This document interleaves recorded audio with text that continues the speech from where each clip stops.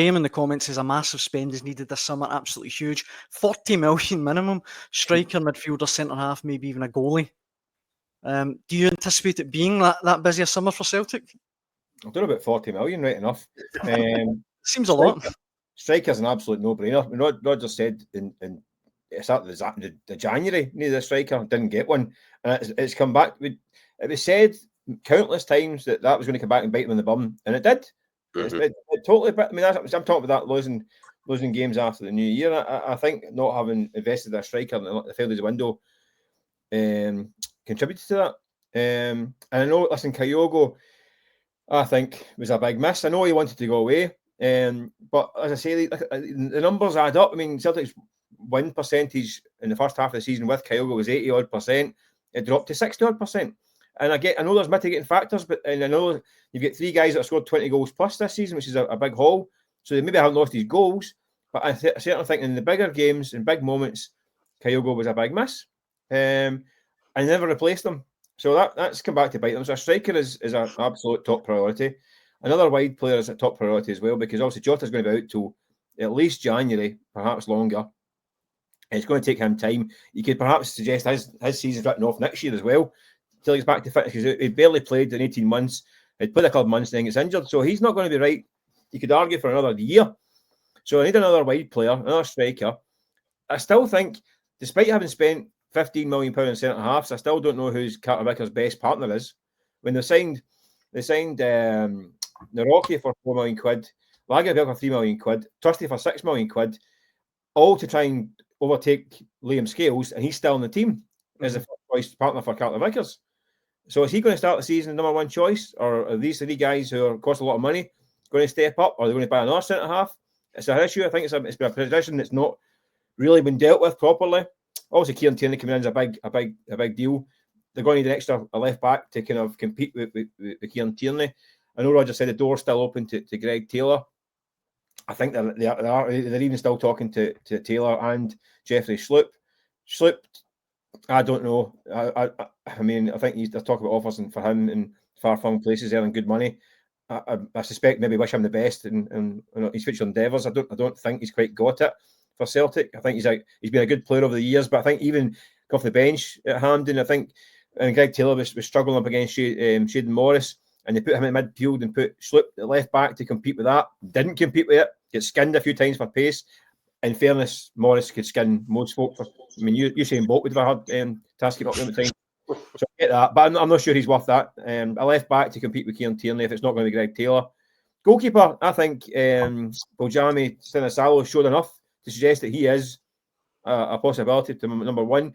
I wouldn't be writing off Schmeichel just yet. I mean, I don't know if it was an issue with the injury issue was still kind of hampering him slightly at the weekend. I mean, I don't even know what shoulder it was, but it went the same way for each penalty kick, and it wasn't the way he went for the goal. Is that because he's maybe consciously thinking about his shoulder? I don't know, but it was a really awkward way of going down to get it. I don't know what he was thinking. Like he said, I mean, I had to get slaughtered for that kind of thing. Put the ball in net from that point.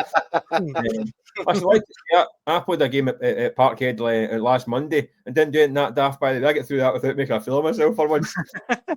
Just to add that in there. Apart from getting it's funny because there were definite shades of Mick Gannon about the way that he dealt with that. Well, no. I think I talking about Schmeichel in Munich was more Gannon-esque rather than Schmeichel at Hampden. Well, I did get dinked by Effie Ambrose last Monday, so maybe keep him shut. But it was but that I don't think that's a problem position, because I think Schmeichel's fine, and I think Sinisalo should get more game time next year as well, because I think he came in and looked the part. I think that's a position that shouldn't really cause too much concern. But there's issues, yeah, and I think I mean, Hatate getting injured might put the brakes on a potential departure for him, because he's going to be out through the summer and come back for pre-season, so that might hold back any kind of moves for him. Might not. Dyson Maeder's future, I think, is still an interesting one as well. I mean, obviously he's got a new addition to his family back in Japan. He's going to be scooting back to meet his new kid. Personally, I think he should be let go. I think he should be told to get back and stay back there until the cup final. I think the last few weeks maybe it was a bit silly having him stick around. But 2 years to go in his contract, the Celtic cash in on him, depending on the offers. I think there will be offers for him. So I think there could be, if these They guys either extend his contract this summer, Mike, or they sell him. it's sign or go. That's the reality of it. So I mean, if you're looking at losing Hatate and or Maida, you're looking at then a wee bit of a rebuild in terms of guys that have been serial winners and performers for Celtic for 4 seasons. And it might be that Rodgers thinks it's the end of a cycle and it's time to kind of have a wee bit of a rebuild. But then he's in his last year's contract. So there's a lot of things going on at Celtic this summer. So is Rodgers going to start off a new rebuild, a new look squad with 12 months to go in his contract? His future is going to be a talking point every week next season, unless that's addressed at some point. So there's a lot of things in motion at Celtic. It's going to be interesting, I think. What do you think, Keith? Do you anticipate a big overhaul? I mean, the comment up on the screen just now from John, Kuhn is a one-trick pony, Bernardo and Engels were poor again, he does a donkey. I mean, do you anticipate a big turnover of players this summer at Celtic Park? I don't think so. I think I've said previously, I think that Brendan Rodgers will want a sort of a precision targeting with sort of premium end players rather than a kind of scattergun approach to the transfer market.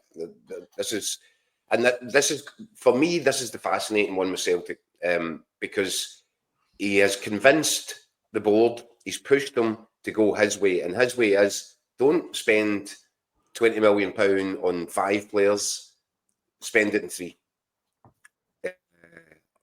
Or thereabouts. You know what I mean by that. He wants them to push the boat out. He did that. He was given the funds to sign Adam Ida. I'm sorry. As much as I do believe there's a player in there, for whatever reason, it's not coming out. And, you know, it's a big summer for Adam Ida, for Brendan Rodgers to try and get through him, connect with him. Because right now it's looking like £9.5 million badly spent. Engels, more promising, a good player, has had some great moments, has had some pretty average ones, wasn't great yesterday, but thought he was better than Paulo Bernardo. That's why I was surprised to see that substitution. But again, this is the argument. If Brendan Rodgers has convinced Celtic to spend 9 million here and 11 million there, and if you took the pair of them to the market this summer, would you even get your money back? I'm not sure that you would.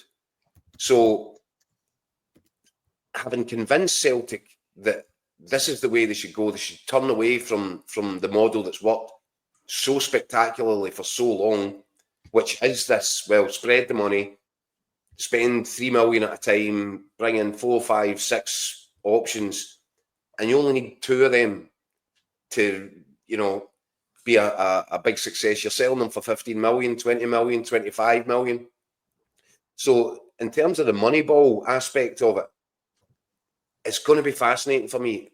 Does Brendan Rodgers still have that sort of pull and clout that the board are going to say, yep, we'll go again, go and spend £10 million on a striker, go and spend £12 million on a winger, go and spend £8 million on a centre-half? Or will they kind of return a lot closer to the model which has worked so well in Celtic's favour over the period where they've been able to stockpile money? I think that's a massive business decision, and I think it's going to be fascinating to see what the transfer market looks like for Celtic this summer, because it will be one or the other. I don't think you'll get an in-between. Well, this is where they're going to have to be a bit more nimble, because they end up paying over the odds last summer for players that they could have got for much cheaper. I mean, people throw the transfer fees around Ida and Engels, but they were brought in late in the window when Celtic were under severe P to start splashing cash. They sold Matt O'Reilly, who, by the way, bought for 1.5 million, sold for 25, which you talk about the model. That is the model. Mm-hmm. So because they dithered, because they hadn't agreed a clause with Adam Ida, ended up paying 3 times the value for Adam Ida. If Adam Ida cost £4 million, nobody would bat an eyelid. 20 goals would be a great return. Because he's £9 million, people go, need more, big man. So that's not his fault. Same with Engels. Engels can be snapped up 6 weeks earlier for half the price.